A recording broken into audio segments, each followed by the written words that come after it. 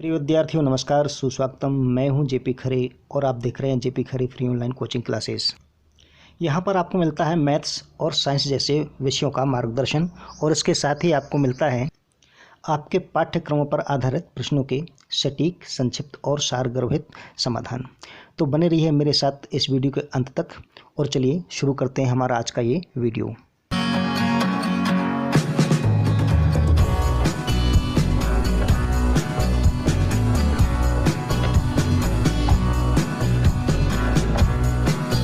Dear students, आज के video में आप समझेंगे electronic theory of origin of charge, यानी कि आवेश उत्पत्ति का इलेक्ट्रॉनिक सिद्धांत। आवेश क्या हैं, कितने प्रकार के होते हैं और इनके गुणधर्म अर्थात प्रॉपर्टीज़ क्या क्या हैं, इस संबंध में मैं पहले ही एक वीडियो अपलोड कर चुका हूं और जिसकी लिंक मैं डिस्क्रिप्शन बॉक्स में दे दूंगा। आप वहां जाके उस वीडियो को देख सकते हैं। आज के वीडियो में तो बस हम इतना ही जानेंगे कि आवेश उत्पत्ति में इलेक्ट्रॉनों की क्या भूमिका होती है। तो स्टूडेंट्स, जैसा कि आप जानते हैं कि दुनिया का कोई भी पदार्थ होता है वो छोटे छोटे कणों से मिलकर के बना होता है, जिनको हम अणु कहते हैं। ठीक है, और अणु को जब विभाजित किया गया तो पता चला कि अणु भी छोटे छोटे कणों से मिलकर के बना होता है, जिन्हें हम परमाणु कहते हैं। और परमाणु को भी जब विभाजित किया गया तो परमाणु के विभाजन में क्या क्या मिला? न्यूट्रॉन, प्रोटॉन, इलेक्ट्रॉन और भी बहुत सारे कण मिले, परंतु इसमें मुख्य हैं आपके न्यूट्रॉन, प्रोटॉन और इलेक्ट्रॉन। जहाँ पर न्यूट्रॉन ऐसे कण हैं जिन पर कोई भी चार्ज नहीं होता, ना प्लस ना माइनस, यानी कि ना वो पॉजिटिव होते ना ही नेगेटिव होते हैं। वहीं पर हम प्रोटॉन की बात करें तो प्रोटॉन पे प्लस चार्ज होता है और इलेक्ट्रॉन जो होते हैं इलेक्ट्रॉन पे माइनस चार्ज होता है।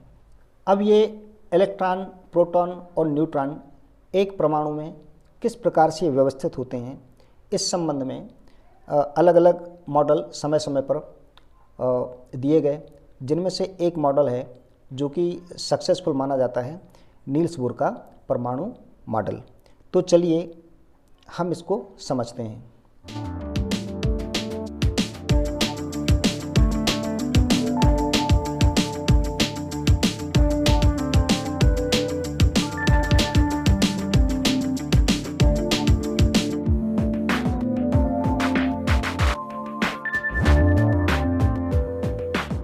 जो न्यूट्रॉन और प्रोटॉन होते हैं वह परमाणु के नाभिक में होते हैं।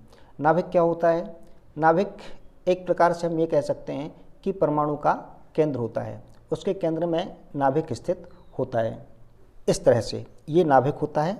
नाभिक में ये न्यूट्रॉन हो गए और ये प्रोटॉन हो गए। अब बात रहती है इलेक्ट्रॉनों की, तो इलेक्ट्रॉन किस प्रकार से व्यवस्थित होते हैं? जैसा हमारा सौरमंडल है ना, कि सूर्य होता है और सूर्य के चारों तरफ अलग अलग कक्षाओं में बाकी के ग्रह जो है चक्कर लगाते हैं। इसी प्रकार से यहाँ पर ये नाभिक होता है। नाभिक के चारों तरफ अलग अलग कक्षाओं में इलेक्ट्रॉन चक्कर लगाते रहते हैं और वो इलेक्ट्रॉन जो है अपनी एक निश्चित ऊर्जा के अनुसार अलग अलग कक्षाओं में चक्कर लगाते हैं। अर्थात हर इलेक्ट्रॉन की अपनी एक ऊर्जा होती है जो निश्चित होती है। उसी ऊर्जा के अकॉर्डिंग वह अलग अलग कक्षा में चक्कर लगाता है। जिसकी जैसी ऊर्जा होगी वह उस हिसाब से उस कक्षा में चक्कर लगाएगा। इस तरह से आप देख रहे हैं कि ये नाभिक है और ये जो वर्तुल बने हुए हैं यानी कि वृत्त बने हुए हैं, ये कक्षाएं हैं, ठीक है ना, जिनमें इलेक्ट्रॉन चक्कर लगाते हैं अपनी ऊर्जा के हिसाब से। अब एक परमाणु में जितने प्रोटॉन होते हैं उतने ही इलेक्ट्रॉन होते हैं, और यह भी है कि एक प्रोटॉन पर जितना प्लस चार्ज होता है उतना ही एक इलेक्ट्रॉन पर माइनस चार्ज होता है। इस प्रकार से एक परमाणु में जितने प्रोटॉन हैं उतने ही इलेक्ट्रॉन हैं, अर्थात जितना धनावेश है उतना ही ऋणावेश है। तो धनावेश ऋणावेश को निरस्त कर देता है और ऋणावेश धनावेश को निरस्त कर देता है। इस प्रकार से परमाणु में दो दो आवेशित कण होने के बावजूद भी परमाणु विद्युत रूप से उदासीन होता है। स्टूडेंट्स, ये सारी बातें मैंने यहाँ पर लिख भी दी हैं, आप चाहें तो इसका स्क्रीनशॉट ले सकते हैं। अब इस एटॉमिक स्ट्रक्चर के माध्यम से हम इस बात को कैसे समझ सकते हैं कि किसी पदार्थ में आवेश किस प्रकार से उत्पन्न होता है। तो चलिए इसी में मैं आपको बताता हूँ। ये नाभिक है और नाभिक में प्रोटॉन यानी कि पॉजिटिव चार्ज्ड कण होते हैं और कक्षाओं में कौन से कण चक्कर लगाते हैं, नेगेटिव चार्ज्ड यानी कि इलेक्ट्रॉन। तो होता क्या है, आपको पता है कि प्लस चार्ज और नेगेटिव चार्ज यानी कि माइनस चार्ज, इनमें एट्रैक्शन होता है, आकर्षण होता है। तो अब जो इलेक्ट्रॉन नाभिक के पास वाली कक्षा में उपस्थित होते हैं वो इलेक्ट्रॉन नाभिक के साथ प्रबल आकर्षण बल से बंधे होते हैं और जैसे ही कक्षाएं दूर होती जाती हैं, दूर वाले इलेक्ट्रॉन जो हैं वो नाभिक के साथ में आकर्षण बल उनके बीच कम होता जाता है और जो सबसे बाहरी कक्षा होती है वहाँ पर नाभिक के आकर्षण बल का प्रभाव होता तो है, लेकिन ये मान के चलिए कि ना के बराबर। तो जो नाभिक के पास वाले इलेक्ट्रॉन हैं वो मजबूती के साथ नाभिक से बंधे होते हैं, इसलिए उनको हम कहते हैं बद्ध इलेक्ट्रॉन। और जो बाहरी कक्षा के इलेक्ट्रॉन होते हैं वहाँ पर नाभिक के आकर्षण बल का जो असर है वो बहुत कम होता है, इसलिए बाहरी कक्षा के इलेक्ट्रॉन घूमने फिरने के लिए स्वतंत्र होते हैं, वो आसानी से एक जगह से दूसरी जगह आ जा सकते हैं।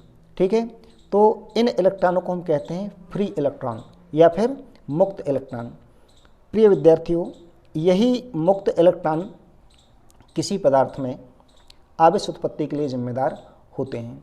अब होता क्या है कि जब हम दो पदार्थों को आपस में रगड़ते हैं तो उन पदार्थों की बाहरी सतह पर जो परमाणु होते हैं, उन परमाणु की बाहरी कक्षा के जो इलेक्ट्रॉन होते हैं वो रगड़ने के कारण एक पदार्थ से निकलकर दूसरे पदार्थ में चले जाते हैं।